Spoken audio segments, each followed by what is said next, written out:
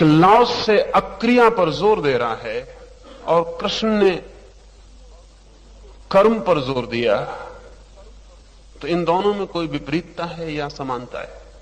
ये दो छोर हैं। लाओस से ये नहीं कहता कि कर्म मत करो, लाओस से कहता है कर्म करो, लेकिन ऐसे जैसे कि नहीं कर रहे हो, as if you are not doing it, rather it is happening, हो रहा है। जैसे सांस चल रही है, लो मत, छोड़ो मत, चलने दो। ठीक ऐसा ही जीवन, तुम अक्रिया में हो जाओ, क्रिया जितनी होती है होने दो। कृष्ण भी वही कहते हैं दूसरे छोर से। वो कहते हैं कर्म करो, कर्म से भागो मत, लेकिन कर्ता को छोड़ दो। ये भाव छोड़ दो कि मैं करने वाला हूं, परमात्मा करने वाला है।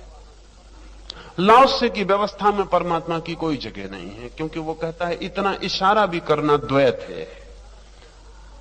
लाओसे कहता है ये भी कहना कि परमात्मा करने वाला है, इसमें कोई फर्क ना पड़ा। अपना अहंकार परमात्मा में स्थापित किया, लेकिन कर्ता कोई रहा, हम न रहे, परमात्मा रहा। लाओसे कहता है कर्ता कोई भी नहीं है, क्रिया हो रही है।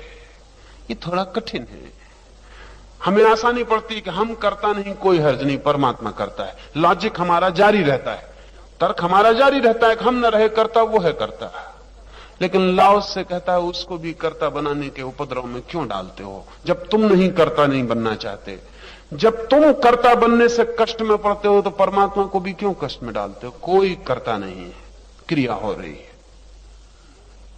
हवा के झोंके आते हैं और पत्ता हिल रहा है, हवा के झोंके आते हैं और सागर की लहर उठ रही है और गिर रही है। ये जगत जो है क्रियाओं का एक समूह, कर्ता कोई भी नहीं। अगर ये समझ में आ जाए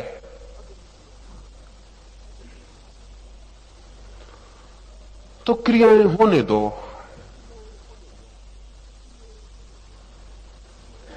करने वाले भी तुम नहीं हो, छोड़ने वाले भी तुम नहीं हो, जो हो रहा है उसे होने दो और देखते रहो, तो वही स्थिति बन जाएगी। कृष्ण ने जो कही है, कृष्ण ने अर्जुन से कहा कि तू सब छोड़। शायद अर्जुन उतनी योग्यता का व्यक्ति नहीं था जितनी योग्यता का व्यक्ति लाओसे के शिष्य होने के लिए होना जरूरी।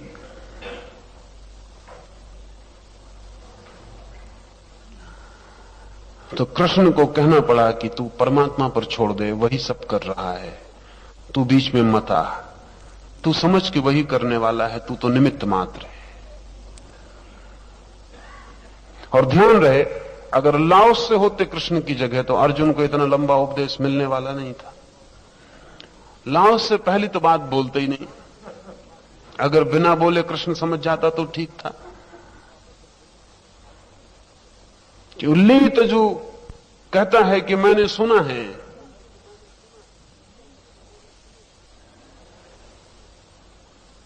कि वे शिक्षक हैं जो बोलकर समझाते हैं, और वे शिक्षक भी हैं जो बिना बोले समझाते हैं। हमारा जो शिक्षक है वो दूसरे तरह का शिक्षक है।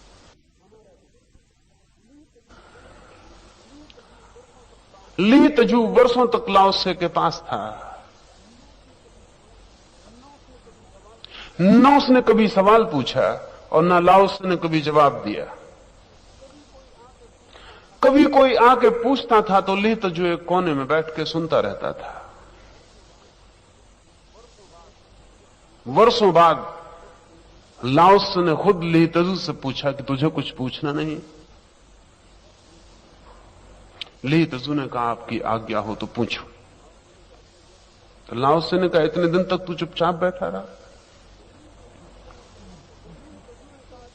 तो ली तजु ने कहा कि आपके पास चुपचाप बैठकर इतना समझने को मिल रहा था कि बोल के मैंने बाधा न डालनी चाहिए, बोलता तो बाधा पड़ती।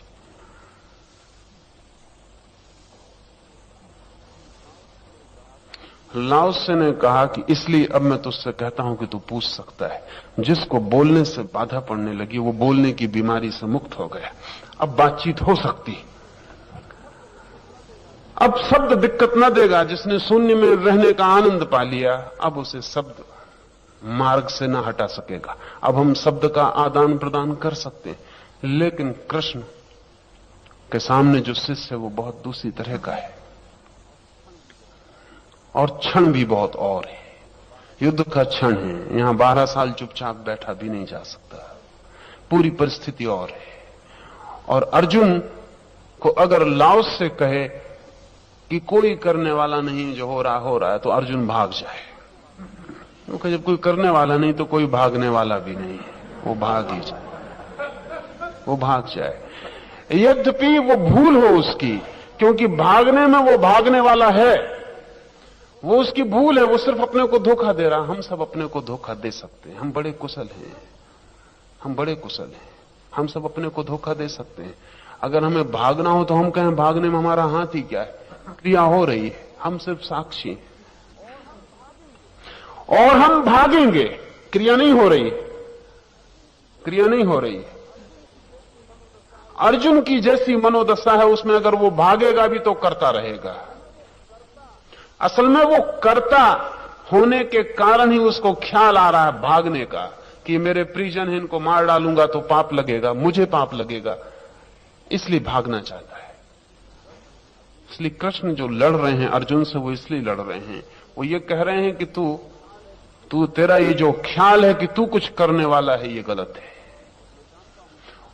और मैं जानता हूं कि अगर अर्जुन उस स्थिति में आ जाए और मैं को छोड़ दे और फिर धनुष्वाण को रख के चला जाए, तो कृष्ण आखिरी मनुष्य होंगे उसे रोकने वाले।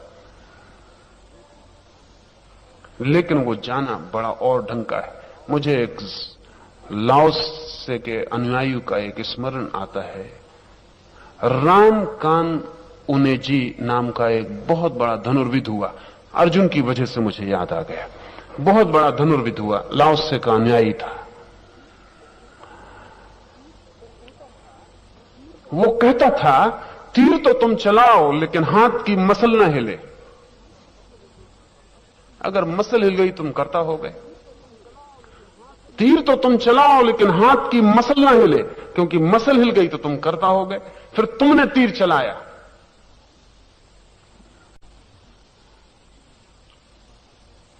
बड़ी मुश्किल बात थी। सम्राट को खबर मिली और उसने कहा कि उस उन्हें जी को बुला कर लाओ। ये क्या पागलपन की बात है। इतना हम समझ सकते हैं कि एक आदमी चलाते वक्त ये भाव रखे कि मैं निमित्त मात्र हूं।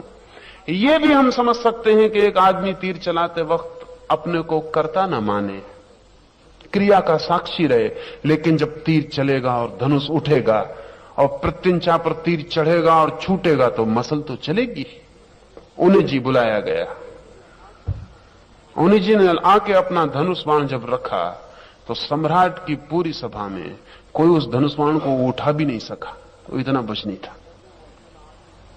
कहते हैं वो अकेला आदमी था पूरे चीन में जो उस धनुष बाण को उठा सकता था। उसने धनुष बाण उठा लिया, उसने बाण चलाया, चढ़ाया। सम्राट ने आके उसकी मसल देखी, वो ऐसी थी जैसे छोटे बच्चे का हाथ हो, उसमें कहीं कोई मसल नहीं थी। उन्हीं जी ने कहा, इसलिए मैं कहता हूं कि मैं तीर नहीं चला रहा हूं, तीर चल रहा है। अर्जुन अगर ऐसी हालत में आ जाए और कह दे कि देखो मैं नहीं जा रहा हूं, ये जाना हो रहा है, तो कृष्ण भी उसे रोकेंगे नहीं। लेकिन वो उस हालत में न था। असल में लाओसे के शिष्य होने की अर्जुन की योग्यता न थी, वो था क्षत्रिय, पक्का पुरुष। और लाओसे की सारी शिक्षा है स्त्रीण चित्त के लिए। हम मान सकते हैं कि अर्जुन प्रतीक पुरुष है, जैसा पुरुष होना चाहिए वैसा पुरुष है। इसलिए कृष्ण तक उसको जोश चढ़ाने के लिए कहते हैं कि क्या तू नपुंसकों जैसी बात कर रहा है। वो पुरुष को पूरा कपाने के लिए कि क्या लोग तुझे कायर कहेंगे, पीढ़ियां दर पीढ़ियां लोग तुझे कहेंगे तू कायर था, नपुंसक था, क्लीब था। ये सब चोटें उसके पुरुष के लिए कि उसका पुरुष खड़ा हो जाए और वो कहे क्या बात करते हो। वो अपना गांडीव उठा ले और युद्ध पर उतर जाए। लाओसे की सारी शिक्षा स्त्रीण चित्त के लिए है। तो ये शिक्षा का जो जो शिष्य है वो बुनियादी रूप से अलग है, पर बात वही है। चाहे कोई अपने अहंकार को परमात्मा के लिए विसर्जित कर दे, कर्म करता रहे और करता न रह जाए, या लाओस से कहता है अक्रिया को समझ ले कि सब क्रियाएं हो रही हैं, मैं करने वाला हूं ही नहीं। तो लाओस से यह भी नहीं कहता कि कर्म करता रहे, ये भी क्या कहना है, कर्म होता रहे, होता हो तो होता रहे, ना होता हो तो ना हो, रुकता हो तो रुक जाए, चलता हो तो चलता रहे।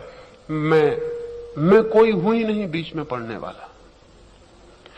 लेकिन इससे यह मतलब नहीं है कि लाओसे के मानने वाले कर्म से भाग ही जाएंगे, और इसका यह भी मतलब नहीं कि कृष्ण को मानने वाले कर्म में लगेंगे ही। हम दोनों को जानते हैं भली बात। लाओसो के मानने वाले भी कर्म पर गए हैं, युद्ध पर गए हैं। अब ये उन्हें जी है, धनुर्विद्या का पारंगत है, कुशलतम व्यक्ति है। और हम हिंदुस्तान में सन्यासियों को भी जानते हैं जो गीता बगल में दबाए हुए संसार को छोड़ के भाग रहे हैं, और वो कहते हैं कि गीता प्राण है उनका। आप क्या करोगे ये ना तो कृष्ण के हाथ में हो ना लाओसे के, ये सदा आपके हाथ में है, सदा आपके हाथ में है। असल में शिक्षक कुछ भी नहीं कर सकते जब तक आपका सहयोग ना हो, और शिक्षक भी उतना ही कर सकते हैं जितने दूर आप चलने को राजी हैं। दोनों की बातें एक हैं, बहुत अलग बिंदुओं से कही गई। एक पुरुष के चित्त की बात है, एक स्त्रीण चित्त की बात है। ओशो के ऐसे प्रवचन सुनने के लिए कृपया चैनल को सब्सक्राइब करें।